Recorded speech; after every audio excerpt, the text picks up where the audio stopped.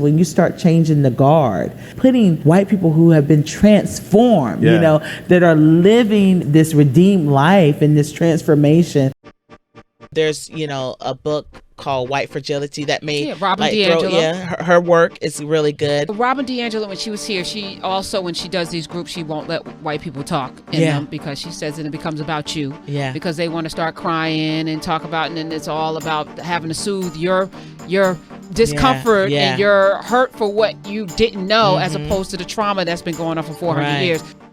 And I think when we start thinking, even when we start talking about the church and how systemic racism still plays out, I mean, if we look at our seminaries, and especially predominantly white seminaries, what does the leadership and most of the professors look like still? And what, whose voice is being left out as it relates in the classroom, the books that are being taught from. It's not that you have, all theologians are not white, but you would think, and even some people come out of seminary not knowing a non-white theologian. Yeah, totally. At all. And so... And you're talking about the study of God. And exactly. So it's not like Europeans are the only people, European descent, only people that know about God. Where did Christianity start? Like, think about it. And I mean, those are things that we leave out. And the first 300 years of Christianity was black and brown. Yes, Northern Africa. Yeah. And so I think that's a context that's left out, that people are not taught.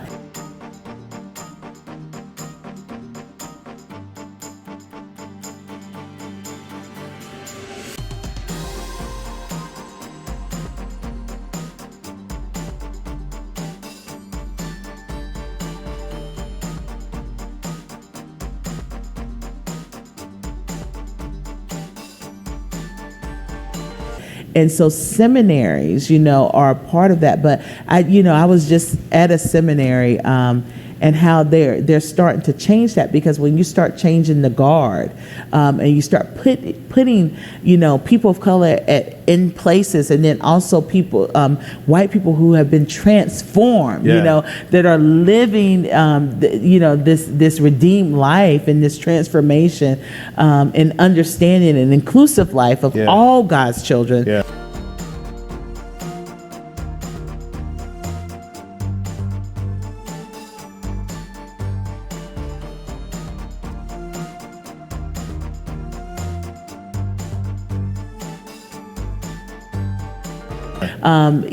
Start looking at and teaching from books that reflect the kingdom of God. The kingdom of God is not white. And totally. That's really important, because if you're made to think that, you start discounting these voices. So I think when we start looking at the shifting change, it really has to also shift and change in a lot of our seminaries. You know.